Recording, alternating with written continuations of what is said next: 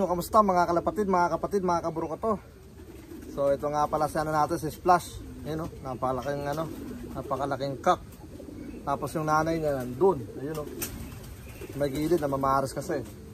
So yung yung yellow natin, ang itlog na kahapon, na di ko inaakala dahil nga medyo maliit pa yung mga young bird niya. I mean yung niyayaya niya, medyo maliit pa. So dapat ang mauuna doon yung red. And then naisip ko na tawag dito mag-inbreed ako sa Splash natin para kung sakasakali mang tawag dito, sakasakali mang huwag ka magulo sakasakali mang magkaroon ng problem, alam nyo na, mahirap nang sabihin. So di natin masabi talagang panahon, mabiglang maaksidente. Siyempre ito laki ng katawan, no? So kailangan natin mag-inbreed. So itong anak ipaparas ko sa nanay niya. Then gagawin natin stock bird lang yung Splash para pero gagawin ko, ang plano ko lang, ang kulit, papaitlogin ko lang, tapos ipapasa ko sa red or sa yellow. So nangitlog na yung sa natin, yung sa yellow natin, pero palalabasin ko lang yung yung isang itlog, then baka ipasa ko sa iba, baka sa pansi pigeon or ano man maging plano. And then pag ito ng itlog, sigurado kung susunod na rin yung yellow or yung red. So doon ko ilalagay kung sino man yung magiging kasabay para tawag dito mapahinga pa rin natin itong dalawang to. So papaitlogin lang natin, tapos pagka ng itlog, balik natin sa stock lock. So tara, sabi ko yung natin, yung Splash. So tara, let's go. So yan na yung magnanay. Tignan natin kung magpaparisan. Ayun, no? So sabi siguro ng Splash na cock, nanay ko to si Raulo yata tong amo ko So medyo wala pang tawag dito wala pang reaction yung natin, yung cock. Kasi nga nanay niya yan. And then yung nanay naman niya nagpapakitang namamaris siya. Yun nga lang is sa ibang cock. So gagawin natin is tatalikod tayo ngayon. So dito natin sila ihaharap sa kabila, yung walang makikitang ibang cock itong nanay niya. Alright. Maarte lang talaga itong cock natin. There we go. Napakaganda talaga ng Splash natin, grabe. Ayun. Pero sa iba rin na na mahares, unggoy. So ayaw niya ng nanay niya. So di natin to pwedeng tawag dito ipasok sa cage dahil bubugbugin lang niya yung nanay niya, sigurado yan. So ang pinaparisan niya rito itong mga blue bar. So mahilig sa blue bar to, chick boy sa blue bar to. Pero ang kailangan natin yung nanay. So kaya ganito ginagawa ko, kasi gusto ko muna silang magkain laban dito sa labas, sa hallway natin, bago ko sila ilagay doon sa cage. Kasi pag nilagay ko sa cage, possible na bugbugin na tong hen, so baka makalbo. Yun naman ang ayaw kong mangyari, di ba? Siyempre natin to mga golden breeder natin dito yan yun, napakaganda talaga ng hen na to. Papaitlogin ko lang, papahinga ko rin kaagad. Sumasagot yung nanay niya pero di nga lang talaga ganun ka-active si Splash sa nanay niya. Yan na. Yung nanay niya bumibigay pero si Splash iba yung tipo. Siguro subukan natin ilagay sa cage, pero natatakot din kasi ako baka biglang bugbugin Pagka binugbog siguro, doon ko na lang tanggalin siguro, Ayun, napakaganda talaga ng nanay niya. So sa mga di pa nakakilala kay Splash natin, dun sa cock natin, yan yung natin 6 overall dito 2 times, like sa 300 miles and 361 miles. Same spot. Ayun, yan na. Ayan na. Oy, grabe yung nanay oh. Walang ano, tawag dito, wala man lang pakeme-keme. Woo! Oh, isa pa raw. Nasarapan sa ano niya, tawag dito, sa anak niya. Grabe. Ito mga hen, gusto rin magsiupuan. Wow. Kaya itong splash natin ano eh, 6 to 7 days talagang naglalabas ng itlog to eh. Grabe to eh. So, yep, papaitlogin ko lang, then ipapasa ko rin kagad para ano tawag dito, para hindi malaspag tong splash natin, kasi sa totoo lang dapat pahinga na talaga to eh.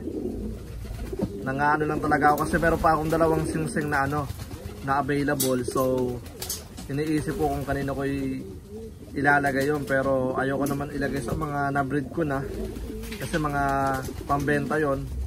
So gusto ko sana mag-inbreed. So meron na tayong inbreed sa ano. Ayun, umalik din. Kanina walang halik-halik eh.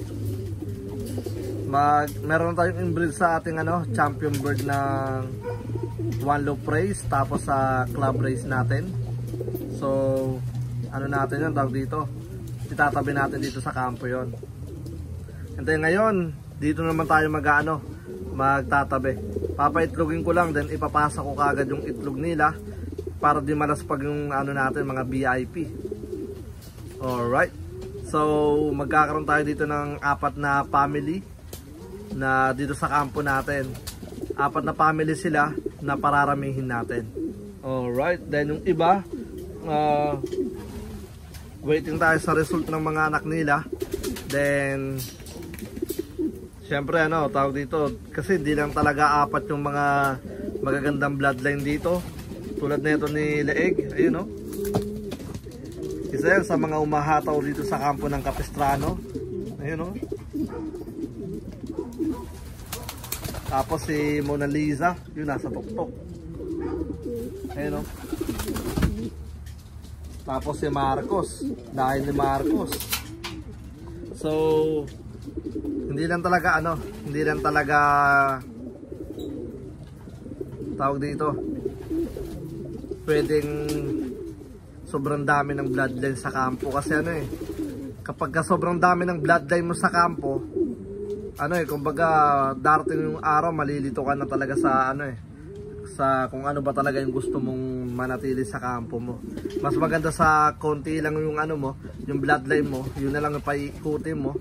And then every siguro 3 to 5 years, or depende kung ano, wala nang naglalabas, doon ka lang magpapasok ng isa pang winning line. Kasi kapag kapasok ka ng pasok, mahirap yon. Kailangan na pili lang talaga. So yep, ayun yung mga kaburo ko to. Halos wala tayo masyadong ano talaga ma-i-vlog sa ano natin, sa kampo natin, kasi wala rin tayong palipad. Pero may mga young bird tayo dun sa racing loop natin, mga paliliparin ko din. Soon magkakaroon tayo ng training dito, kung paano magpaamo ng ibon. So kakalipat ko lang din doon yan. And then ano, soon pakikilala ko sa inyo kung sino-sino yung mga yan. And then hindi ko pa sila talaga mai-training sa labas dahil magpapalit tayo ng ano, ng bubong. Tingnan nyo, kulay puti. Yep. Ano yan, na lona yan. Kasi nga magpapalit ng ano, ng bubong. So nilagyan muna ng lona dahil nga meron tayong natamong ano, mga damage ano natin sa roof natin, na nagbigay ng tulo sa somewhere. Hindi naman ganun kalala, pero kailangan talagang palitan kapag ka ganun, dahil sa bagyo yan eh. Alright, so yun nga mga kaburo ko to. Bali mukhang iisa pa tong ano nya, iisa pa tong anak niya. Grabe. Ayun, lumapit pa sa atin, nagbigay ng magandang view. There we go. Sayang nga lang yung tatay nila, si Jordan, dahil nga namatay. So kaya kailangan ko talaga magtabi ng ano nila, ng dugo nila.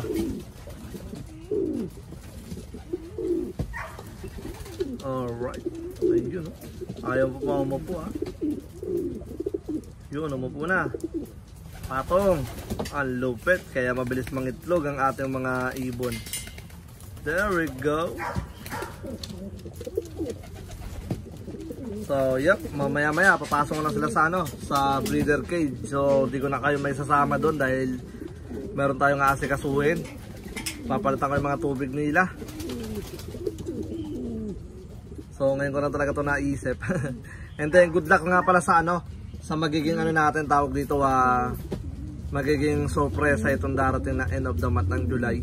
Bali, para lang to sa mga solid na supporter natin. So, tulad ng dati, basta sigurado kong magpapasaya sa mga kaburukoto natin. Alright. Ayun. So siguro hanggang dito na lang muna. Then shoutout tayo mamaya pagpasok ko doon sa loob. And then hanggang dito na lang muna. Let's go. So yun nga mga kaburukoto, bali nakapasok na tayo, nakaligo na tayo, nakapagpahinga na tayo. So ngayon is mag-shoutout tayo ng mga random comment dito sa ating last na video. So, ito yung muna natin i-comment. I-raffle na natin. So, yep.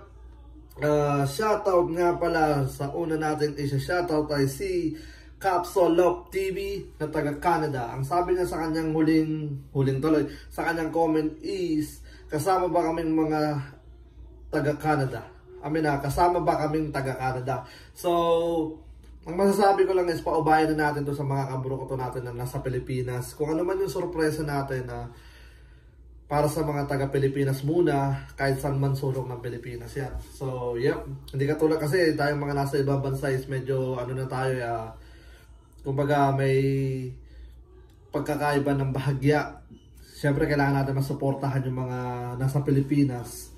Yun lang masasabi ko. Basta yun na yung kaburukoto. PM mo na lang sa natin sa page ng Capistrano sa mga gusto maka-chat ako.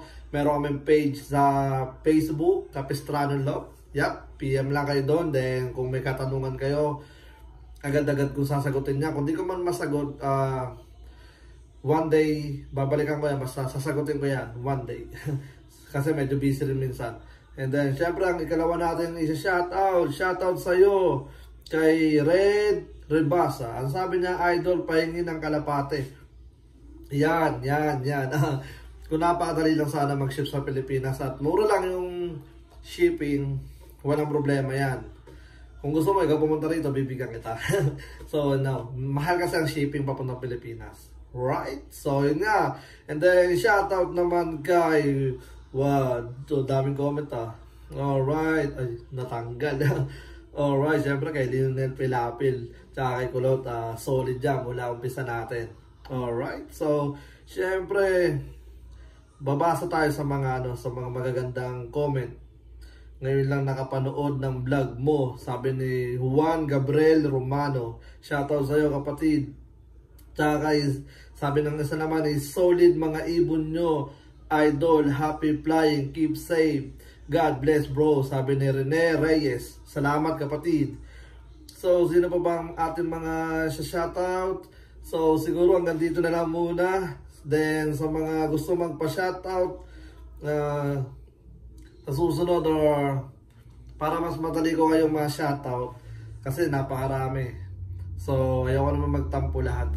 Kaya, random. So, ito pala muna yung last na shoutout natin kay Kim Magnawa. Yun, kay Kim Magnawa. Ang sabi niya rito, magkano po yung kalapati nyo kada pares? Load, sabi niya sa comment. So, depende kasi yan.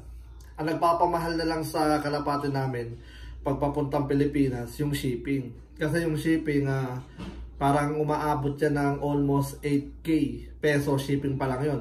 Kasi nga, dalawang shipping mula sa Florida to California, California to Philippines. So, ganun po yung magiging shipping.